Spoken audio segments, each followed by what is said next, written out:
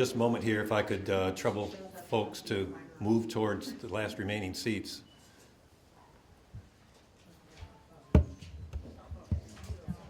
All good? All right, greetings. This is a wonderful sight out here. My name is R.T. Fitch, president of Wild Horse Freedom Federation, and I'll act as somewhat of a host today. But I'd like to thank the press for their presence, all of our wonderful advocates who have traveled at great distances at their own expense for the support of those who don't have a voice. And also, we are streaming now audio live on blog radio so that the folks who couldn't make it can hear what we're going to be talking about here over the next hour. But before we begin, for safety reasons, just a few things real quick. We've got a lot of people in the room. Should an alarm go off here, please don't panic, don't rush. We talk to the hotel staff, make a calm exit, head down towards the main stairways, and go out to the parking lot where we'll take a muster of who's here and who is not. Also, for your convenience, there are bathrooms located here. They're all the way down to the right. And for the speakers, some of us, like myself, have difficulty concentrating as it is, so we'd like to ask you to please disarm your phones and put them on stun for us. So thank you. And I'd just like to add, for the people who are at home who cannot see what I'm seeing standing at this podium, this room is packed. And this speaks volumes to everybody who's involved with equine welfare. And we do refer to this as a Unified Equine Welfare Press Conference. So we have a varied agenda for you today with many talented speakers and presenters. So we'd like to begin now, where our first speaker is Simone Sutherland, Netherlands. Northern. Excuse me, while I just have a little more caffeine. Founder of Respect for Horses, Simone is a noted natural horsemanship trainer. She used to travel around the country with her two beautiful Friesians, but once she became educated and aware of the problems that we have that are associated with horse slaughter, she gave up that and has pretty much done this full time. She's the one with her folks and volunteers who pulled all this together. So the rest of us here with the Cloud Foundation and also Wild Horse Freedom Federation would like to thank her. I present to you Simone Netherlands.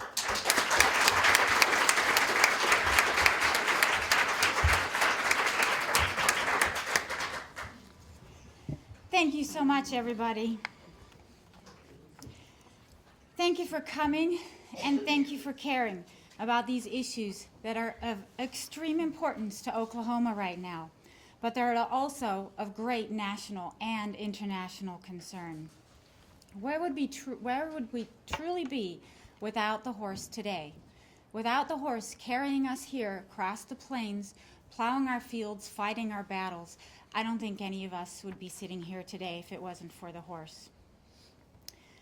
Here in Oklahoma, House Bill 1999 and Senate Bill 375 have made a fast track through the Oklahoma legislature last week. The bills still have to come through the House and the Senate one more time, but they are expected to pass by a majority.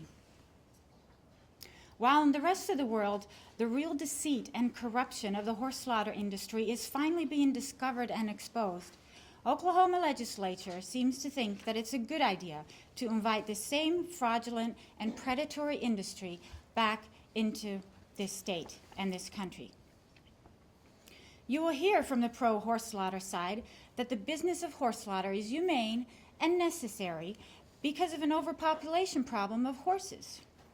Now, this may sound like a reasonable argument, but the reason for this widespread deception is easily deciphered. The business of horse slaughter is not a service business designed to help us get rid of old and decrepit horses. It is a for-profit, greed-motivated business, just like any other business. And the amount of horses slaughtered is determined by the demand of horse meat abroad, not by any amount of so-called unwanted horses. The truth is that the abandoned and starving horses are not the ones that end up in the slaughter plants for the simple fact that their owners chose to abandon and starve them instead of send them to slaughter. We have slaughter available at every livestock auction in the country, and the pro-slaughterers try to make us believe that we do not have it available right now and that we need it. Neglect court cases have shown that this demographic of people who hang on to their horses in spite of their ability to take care of them does not want to see their horses end up in slaughter. Therefore, horse slaughter will never be an option nor a solution for abandonment and neglect and starvation. If it was, then that problem would have been solved a long time ago, because we have had horse slaughter in this country. If we would open horse slaughter plants in America, it would not end the export of our American horses across our borders at all. This is another thing that they like to pretend. Those horse slaughter plants would remain in operation, and it would be the same kind of cruelty, except a lot more of it. There's no limit to how many of our American horses they will prey on. Horses that would otherwise have had good homes or could have been peacefully euthanized. They pretend all these things because they have a financial motive. They pretend to care about the horse welfare, about the horse industry. They pretend to care about the welfare of horses. But let there be no mistake about it. They care about the welfare of the horse meat industry only. There are only a few who stand to gain from horse slaughter, and the whole country, and many, many, many, stand to lose and be at risk. It turns out that those few who stand to gain a lot from it are actually legislators in the Oklahoma House and Senate. And they have been manipulating both representatives and senators ever since the closing of the last American horse slaughter plants. The few who stand to gain are mostly kill buyers and livestock auction owners. Turns out that some of those kill buyers and auction house owners are the legislators. Representative Curtis McDaniel stated right on the floor of the House that his dad is in the business of buying up horses for slaughter. He has been raised in the business ever since he was a little boy. Representative Sky McNeil's family owns and operates an auction house and places ads in the paper that they will buy any kind of horse. Senator Mark Allen has been sending internal memos and notes to his colleagues all year, trying to convince them that we need horse slaughter. So that needs to be seriously looked at on an ethics level. So this issue is about horse welfare, but it's not just about horse welfare. It's also about the welfare of your taxpayer dollars that will be paying for USDA inspections to butcher our American horses to satisfy their foreign appetites and line the pockets of foreign businesses. It is also about the welfare of the end consumer, who's either knowingly or unknowingly eating the flesh of an animal that was never intended for human consumption. It is a serious food safety hazard because of the carcinogens present in the medications that our horses receive throughout their lives. And I brought a little sample of that here for you all to see. Anybody who owns a horse, which is likely everybody in this room, knows that we all give our horses medications. They need to be dewormed. They need to have inoculations for diseases. And when they have any kind of pain, we use bute to reminisce that. It's kind of the aspirin for horses. So I brought a few of those with me here today. We've got Banamine, clenbuterol, phenylbutazone, and phenylbutazone being one of the worst carcinogens for people. So it says right on all of these boxes, not intended for horses, meant for human consumption. There are over 90 medications that are not approved by the FDA for horses for human consumption. The USDA and the FSIS are failing our American citizens.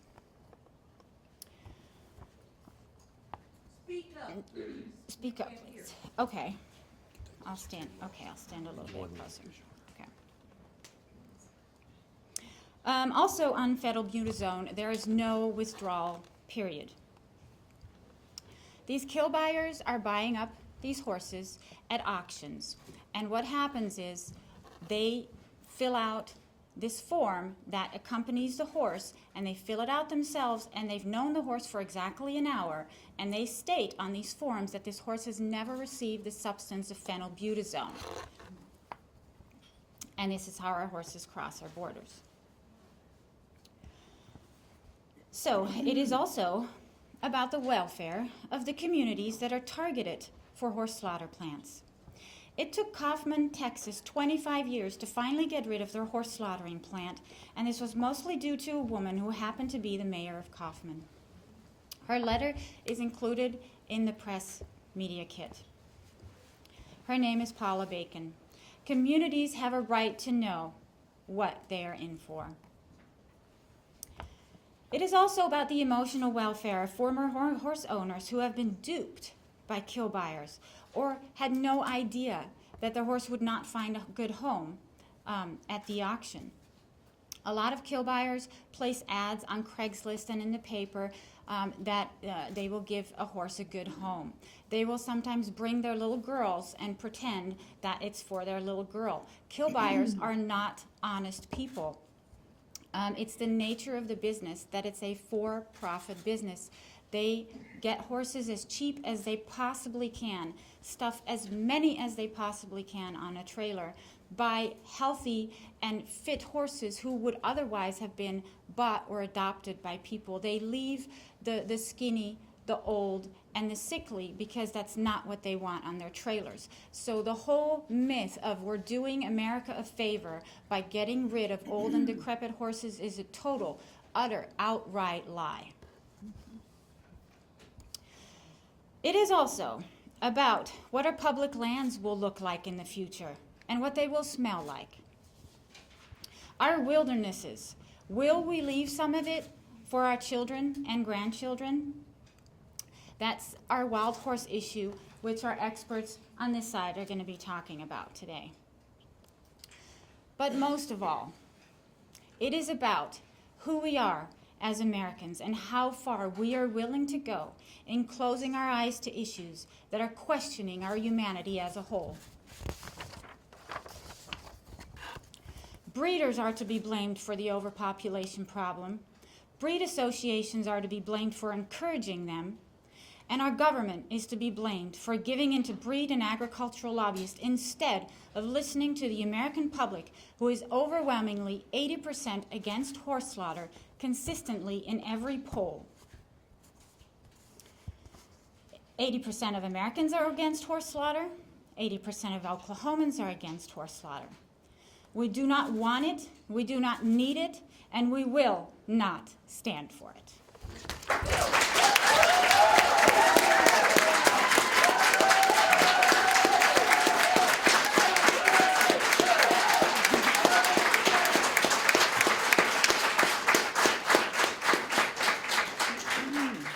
Wow, thank you guys.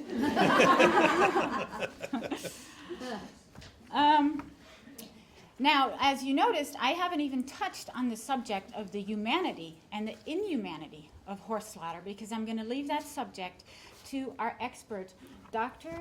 Lester Friedlander.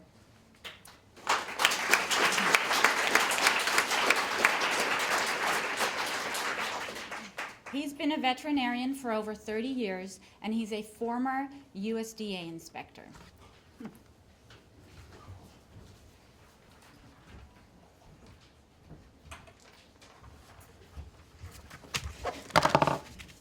Good afternoon. Thank you very much for having me here.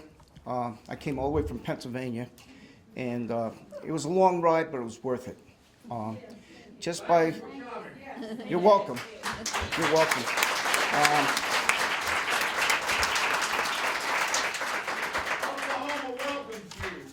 Thank you very much. I'll be back. And I figure if I can save one horse's life, I travel around the world just to do that. And I feel on saving thousands of horses this way. The problem that with the horse business is actually the humanity aspect of it. The equine is a different species when it comes to slaughtering. Okay, my experience has been with USDA and also as a former racetrack veterinarian in the state of New York.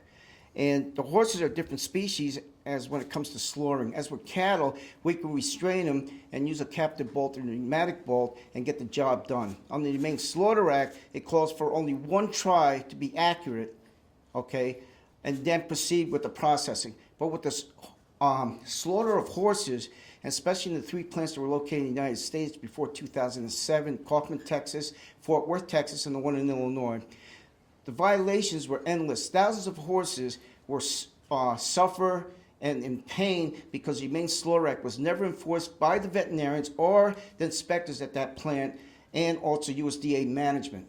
Okay, it's got to be known also because we're dealing with horses. Like I said, it's a different species. That they are high strung. You can't really put them in any kind of a head restraint, and so when the stunner has the horse there and tries to use the captive bolt, the horse's head is moving all the time. And it's been shown that horses' heads that were retrieved from rendering plants, that they found out that some of the horses' heads had from anywhere from 6 to 7 different holes in their skulls. Okay, so you can imagine the atrocity that these horses went through, and it was uncalled for.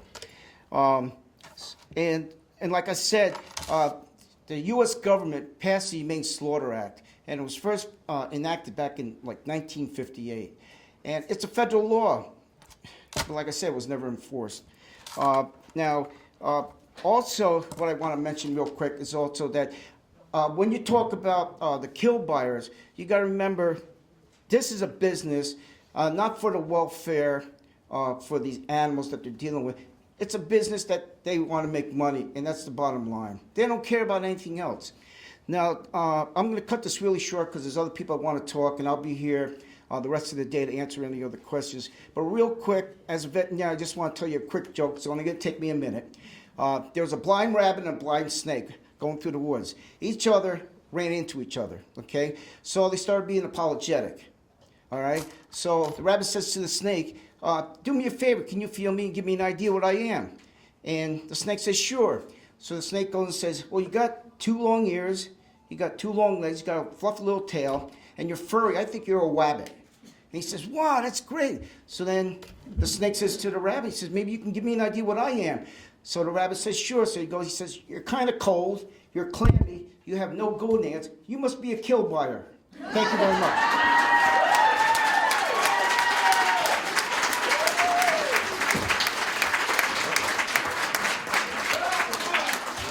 Hey, you did me in, Doc. I may as well just turn around and go home because I can't do anything like that. I'll tell you what, before I start, it's just fantastic to see all of you out there.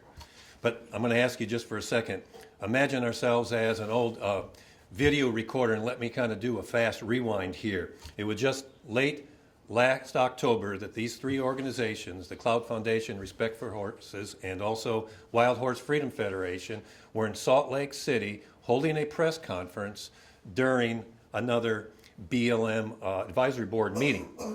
And during that time, the big news item and the big story was about a known kill buyer whose name was Tom Davis, and a family friend to the Secretary of Interior, Ken Salazar, that had purchased over the course of several years over 1,700 captured wild horses from the BLM, and now has no idea where they all went.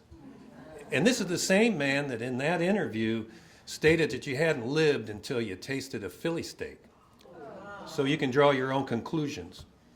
It was a story that lit up the media during that time so much that the BLM agreed on camera at their meeting to launch an investigation into those allegations. And this morning we were just informed in the meeting that allegedly there is an investigation going on, but of course we have no information yet. And also Joan Guilfoyle, the director of the BLM, attempted to diffuse the entire concept that the BLM would ever have bulk horse sales to known kill buyers. But with all that said, there was and still is one glaring gap in that issue, and that gap is there's no real hard evidence at this point that we know of. Now, let's fast forward to today. And again, we stand before you with yet another story about the BLM and their contractors selling our wild horses to known kill buyers for slaughter. But the difference is, and it's a heck of a big difference, is we now have hard evidence in hand. Our Wild Horse Freedom Federation's Director of Wild Horse Affairs, Debbie Coffey, has opened up an investigation that even in its very early stages has uncovered clear and concise evidence that a BLM long-term holding contractor has sold BLM wild horses to a known kill buyer. I have paper, government documents. The details are, and for the press, we've got the documentation along with the initial report in your press packets.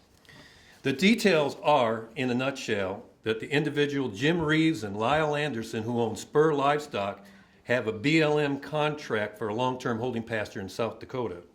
Bulk sales records, right here, you'd be amazed whose names are on this list, were obtained by Debbie through the Freedom of Information Act from the BLM. And they show that in 9/9/2008, Jim Reeves bought 36 geldings, ages 11 through 13, from the Cannon City Maintenance Facility, the prison, in Colorado. And then again on 9/23/2008, Jim Reeves bought 36 mares, age 11 to 12, from the BLM's Palomino Holding Facility in Nevada. And as I said, in my hand, I am holding the BLM's record and also the local ownership inspection certificate from the South Dakota Brand Board. And it indicates that on November 8th, 2008, Spur Livestock sold 34 horses with Freeze brands and 36 horses with the U brand that's utilized for the BLM with the horses from Cannon City Correction Facility. So 70 horses were sold directly to a well-known kill buyer, Joe Simon, by Spur Livestock. This isn't a rumor. This isn't innuendo, or this is not fear-mongering, as Joan referred to it this morning. Instead, this is solid physical evidence, government documents, that such sales have occurred. And I will tell you, as an American citizen, this is only the tip of the iceberg. Long-term holding contractors are there, and there are many of them here in Oklahoma, are paid well by the U.S. taxpayers to care for and protect the last shattered remains of our wild horse herds. They are not paid to sell those same horses to kill buyers who run them across our border to be butchered and served up on a platter to please the palate of some foreigner.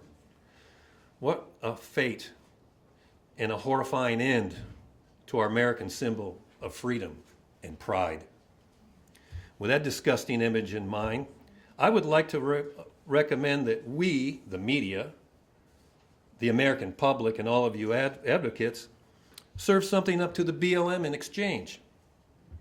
The BLM clearly states on their website and communications that, and I quote, "If you observe or have factual information that a federally protected wild horse or wild bird burro has been treated inhumanely or sold to slaughter, please contact the BLM at wildhorse@blm.gov or at 866-4-MUSTANGS, which equates to 866-468-7826, with your name, contact information, and specific information about who and what you saw or know." I'm not being adversarial. I recommend we do that. I recommend that all of us contact the BLM and demand an investigation into the sale of our federally protected wild horses to slaughter. I plan to do that this afternoon during the comment period. And after we have served them that cold dish, that main course, How about a little treat for dessert? And we all ask, what happened to the 1,700 horses that Tom Davis had? They need to be aware.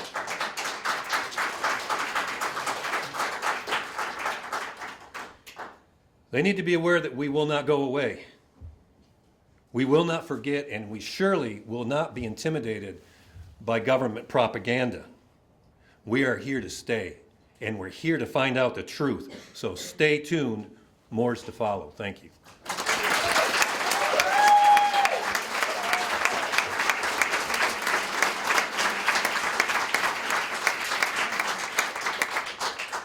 Now it is my great pleasure to introduce to you a fine lady that I've known for years.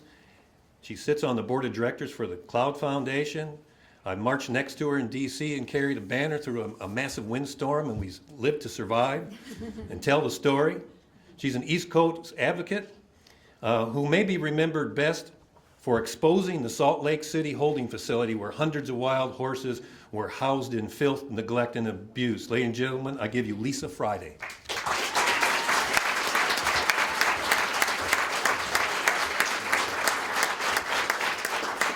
I am so thrilled to be here. It is so unbelievably wonderful, and I just feel very blessed. But I hear voices. We all need to hear these voices. If you can't, let me help you.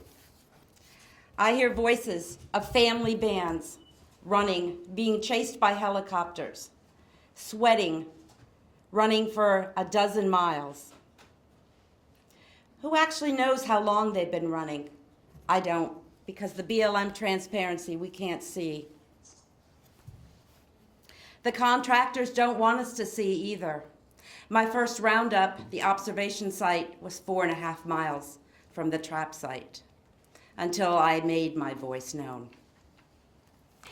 I hear the voices at Anarchy and Cedar Mountain of the 2 foals that were roped around their neck, of the 2 foals that could no longer stand, that were trailered off by themselves, never to be heard again. The BLM told me they died.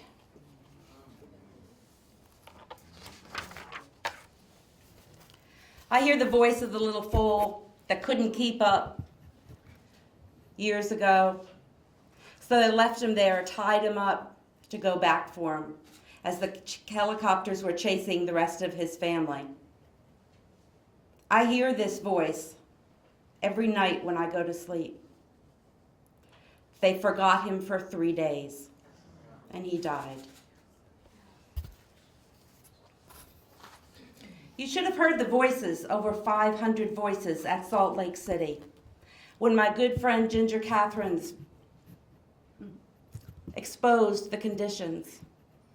500 wild horses being held in Salt Lake City, being paid for by you, that couldn't move in the muck and the urine and the manure. This was exposed worldwide, and I'm happy to hear their voices to save them. And thank you, Ginger, for allowing me to do that.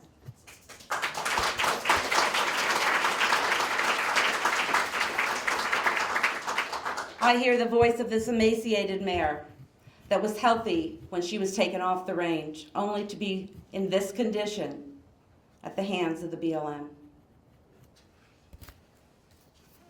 After we closed that, or had that facility closed, actually it wasn't credited to us, it was just good business to close that facility. I went to go look up at the horses and to catch up with them, and I found sled runner hooves at Delta in Utah, hooves that were inches too long. But the voices that I hear after we exposed it was they chopped them off all at once. Those are the voices I hear at night. I hear the voices of the uncared for eye infections at Delta and Gunnison, and the sled runner hooves that we'll hear every day. You know, the voices I want to hear, Cloud. I want to hear them free. I want to hear their voices free, and they should be free. And this is what each and every one of us in this room should want to hear.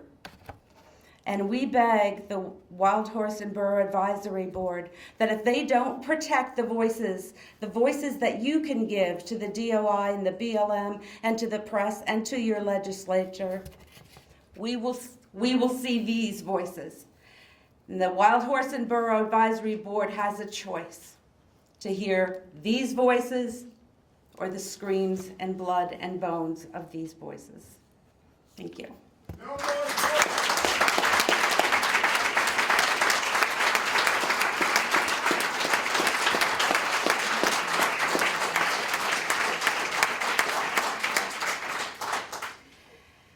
We also don't want to hear any more about overectomies, which we heard today, because we'll hear the voices, the screaming of the overectomies that happen, and I believe it was announced today that they plan on investigating it more. So with that, I'd like to turn it back over to Dr. Friedlander.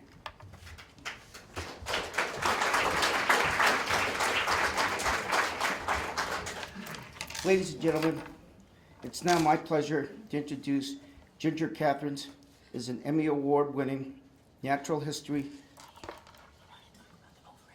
Oh, okay. I'm sorry. What I want to speak right now, real quick, okay, is about what the Bureau of Land Management wants to do about the mares and about the various hysterectomies they want to do out in the range.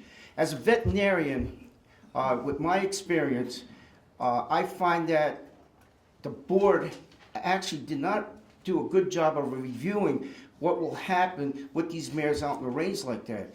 You have to talk about the conditions and the environment if that's going to happen. We're talking about conditions like, say, there's viruses out there, there's bacteria, there's feces, there's urine, there's dirt. You're going to be performing these are hysterectomies, and there's a good possibility that the mares can have problems post-operative with any kind of infection. As compared if you do it in a closed environment at a large animal hospital, everything is under a controlled environment. Also, you have to consider also about the welfare of the animal, okay? That the animal doesn't get hurt and the animal is restrained properly. Plus also the people that are there, the professionals, the veterinarians, or the animal technicians that are going to help in that procedure. This has to all be taken into account before you can go about considering anything like that. And I don't think the Bureau of Land Management has really gave a good thought on that perspective of what's going to happen. It's also, it's also, like I said, it's not in the best interest of the animal to begin with. Now they said, and I talked to the one veterinarian, and he said that they plan on doing actually laparoscopic surgery. Laser, and I'm familiar with that because back in 1990, I worked for Johnson & Johnson doing that when it first started. It still doesn't make sense, and I don't believe that it should happen anyway. I think there should be other alternatives instead of going that route. And like I said, there's other people that have to speak, but I just want to bring that forward to you from my experience. And like I said, I'll be here later this afternoon if you want to discuss it any further. But thank you very much.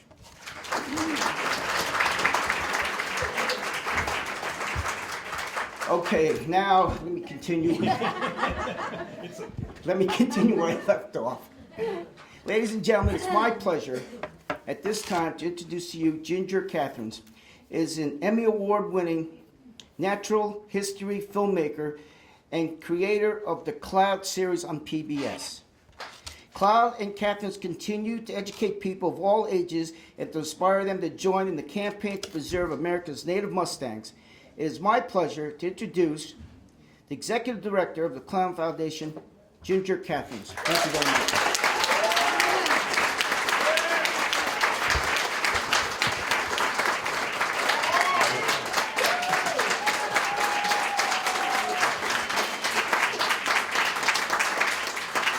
I promised him I'd do that.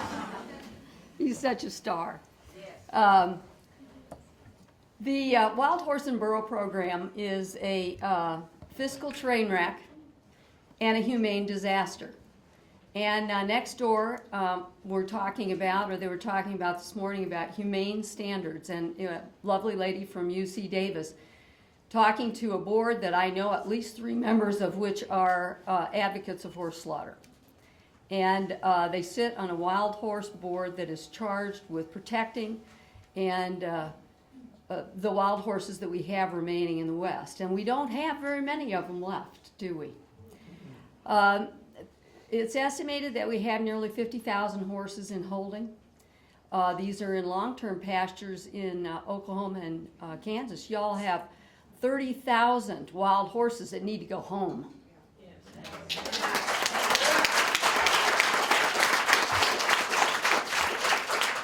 We are told that these are excess horses. They weren't excesses on the range. They weren't excessive to their family. They weren't excess horses. They weren't unwanted horses until they were removed from their homes violently in helicopter stampedes. And I have to tell you, Lisa and I just came from the Swayze Roundup in central Utah. It was conducted with the best of the Roundup contractors, the coutures. They're very experienced. They know what they're doing. They've been doing it for over 35 years. And let me tell you, there is no way to do a humane helicopter roundup.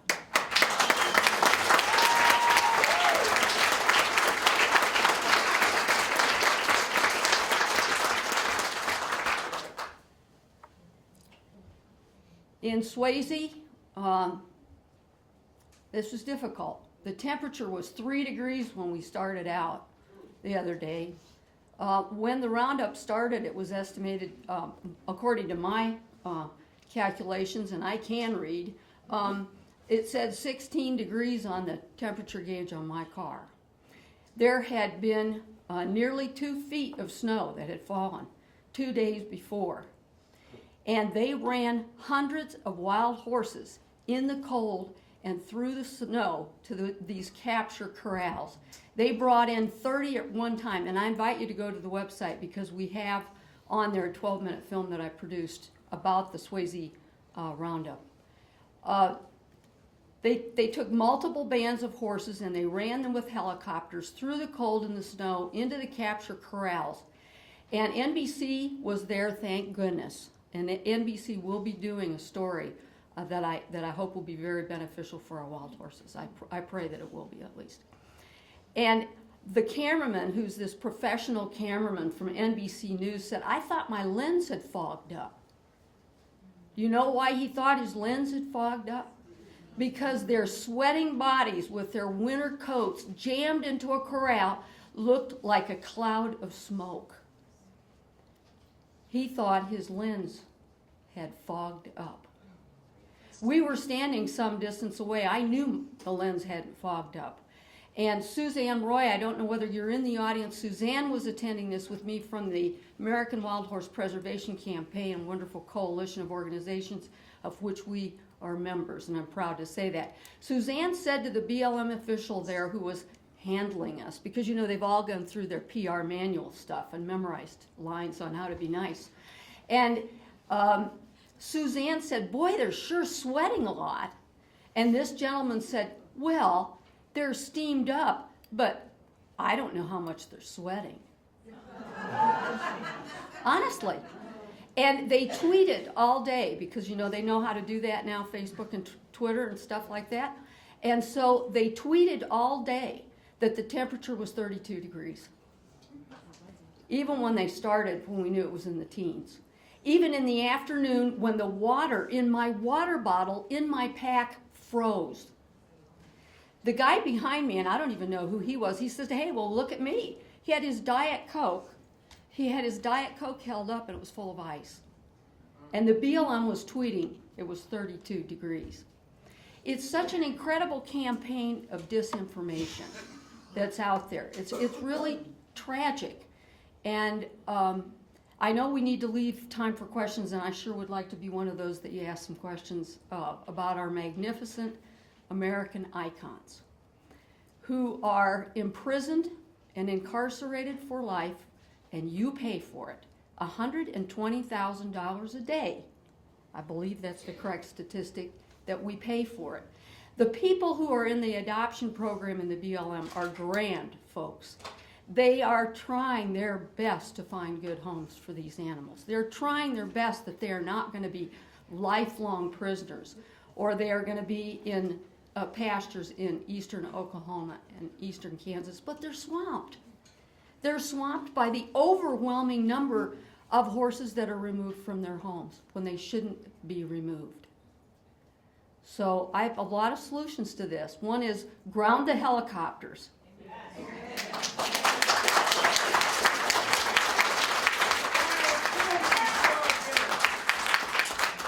Utilize reversible infertility drugs. And I'm not talking about gelding stallions and operating on mares in the filth of a field. I am talking about bait trapping. If we need to remove horses, you bait trap the family. You remove only maybe a youngster that would make an ideal companion animal for some of these young kids I see in the crowd, and I'm sure glad you're here. These are solutions that can work. And then what you do to relieve this incredible burden on the taxpayers is you open the gates of the short-term facilities. You open the gates of the long-term pastures. You send these animals home to the over 20 million acres that has been stolen from them by the Bureau of Land Management. Thank you.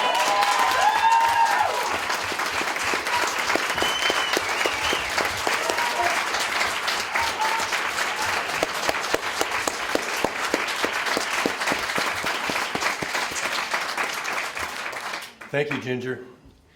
We're going to open up the floor to the press for questions in just a second, and also the advocates, but before people start leaving, real quick, immediately following this, we're going to have a rally downstairs.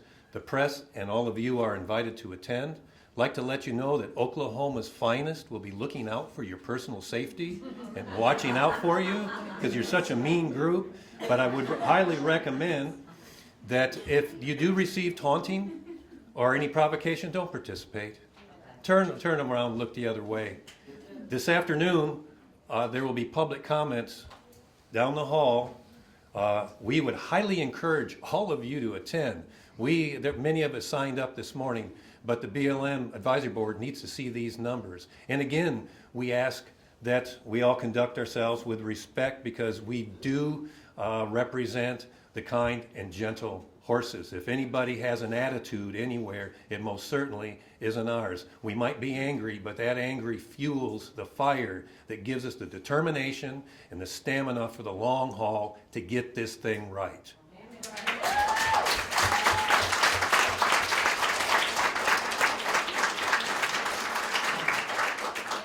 Now, please feel free. We have the press out here, and point your questions to individuals. Yes, sir. My concern is this. We have a government that turns its back on 4 dead Americans in Benghazi. We have a government that turns its back on a dead American Border Patrol agent. Okay, is this, excuse me, is this relative to talking about wild horses? Okay, because I did ask for questions from the press first, if you don't mind, okay? Can somebody from the press, any questions?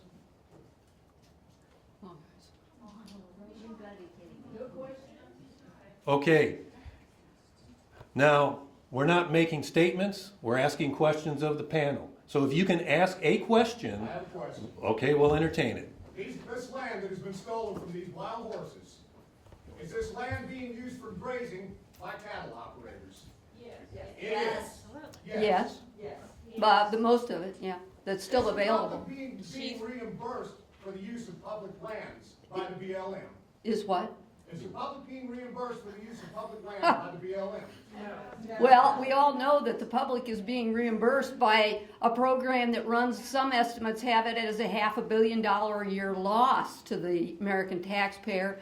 And we know that just the administrative fees aren't covered by a tune of 121 million hard dollars every year. So, no, and I didn't address the livestock grazing. I didn't want to single anybody out, but in southern Wyoming, the Rock Springs Grazing Association has made an agreement with the BLM to zero out virtually all the horses of southern Wyoming.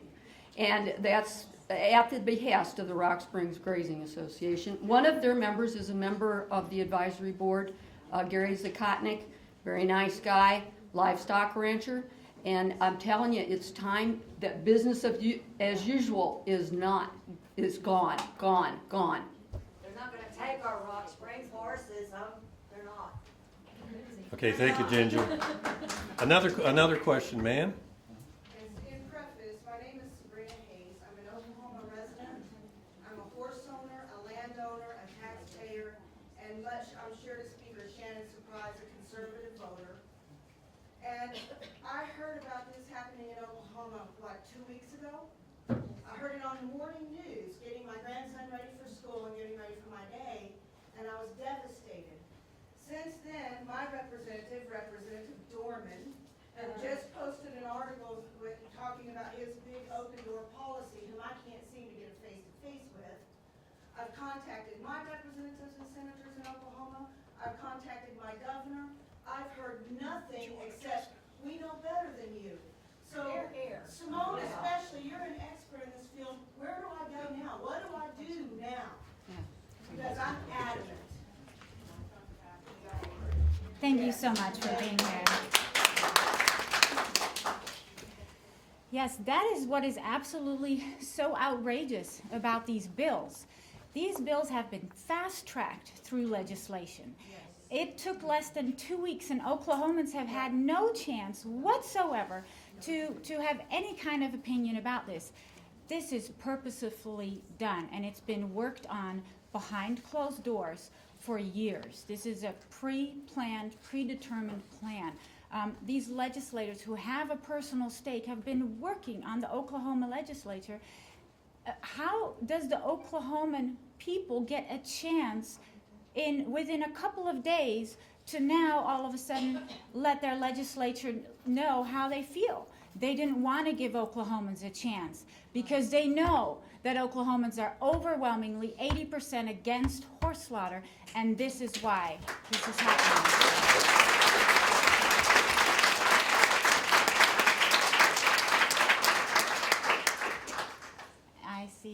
I think that question was first, ma'am. Yes. I have been asked to give you the governor's line. Her phone number is 521-2342. She is counting calls. She could veto this if she wants to. And we are hoping that she will veto this deplorable legislation.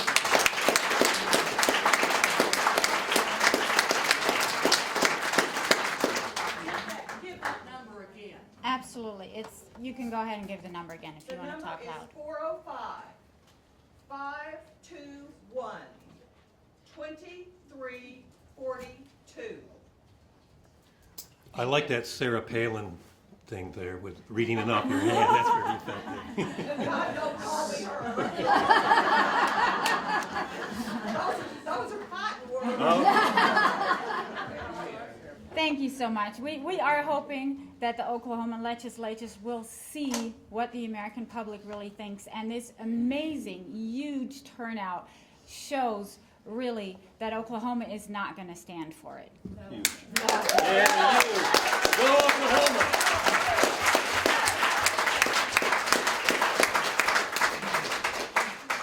Go ahead.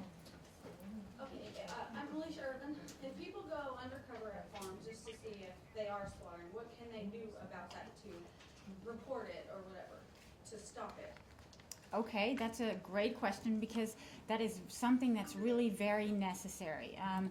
We need skilled investigators. I would not recommend for any public person. Of course, you can go visit places, if they're public places. Yes, absolutely, see what's going on. All horse welfare organizations are working together right now. So there are so many horse welfare organizations that you can report that to. And if you want to volunteer, please, my phone number is on all the things. I can distribute you to any organization that you would like to investigate to, and anybody in this audience. If you want to volunteer, just please don't hesitate to contact any of us. Anything we can do to stop it, we need to try. Document, bring a good camera, document. It's the first step in how we're going to stop it. If we don't see it, nobody documents it, it's, going to be here to stay. Exactly. Well, just let me interrupt for a second. We got to be clear on the fact that there are no operating horse plants, slaughter plants in the United States at this time. But there's a lot of feedlots and a lot of auctions and Yes. a lot of border They go facilities. across. They go. Last year, 160,000 of American horses went across both of our borders to be slaughtered in Canada and Mexico to feed a foreign palate. And yet they pretend that we don't have horse slaughter right now. Yeah. So we need it. Wow, it's getting confusing. We'll be available after. We all will be Yes, to available, talk to you. both for the Yeah. press and for personal. I think, let's see the time, we'll probably can take 2 more questions. I think I saw you first. Dave, I'm Paula Denman, and I wanted to direct this to Lisa and Ginger. How many wild horses do you feel are actually on the range now?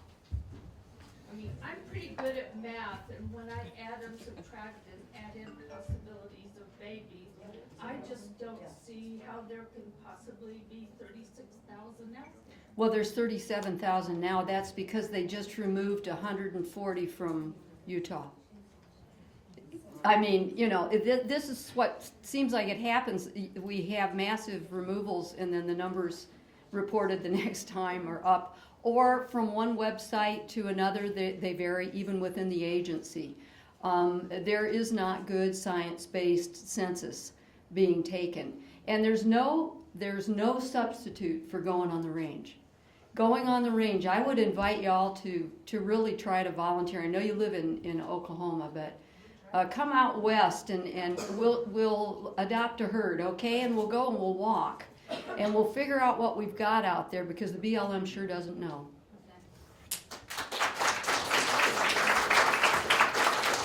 Okay, one more question. This lady is going to have problems. Hi, I'm Pam Smith with from Broken Arrow, and I have a question that I don't even know why we're even talking about horse slaughter plants, because it's my understanding that the EU, European Union, has demanded that starting in July of 2013, every horse that goes across our borders, Canada, Mexico, or our own slaughter plants, must have written documentation from the age of 6 months and up that horse has never received any of this. So Where are do we I going- sign that's true? Right, so are they going to be picking up these abandoned horses and the horses at auctions and forging documents? You haven't seen the horses that are hanging out underneath the street lights, smoking cigarettes and picking up mares? There's a whole bunch of excess horses out there. That's what they'll have you believe. This needs to be addressed, because there is no way that a horse can be transported across. And then the Europeans are going to start getting sick. Well, as you know, what's going on in the EU right now, and started in the UK, is the issue of horse meat tainting ground beef. They're finding out that their passport system does not work, and all it takes is a stroke of a pen. And don't think these people won't do it. But I just don't understand the business model at all. So, folks, we've run out of time. We will be here for a few moments. We were going to head out to the rally here, follow this tall lady with the yellow hair. She's easy to spot. But, okay. And also, yes, hang with us for a second. And we'd like to see all of you at no later than 3:30. The BLM Advisory Board is going to take a break from 3:15 to 3:30. And we'd like you to be present for that. We done?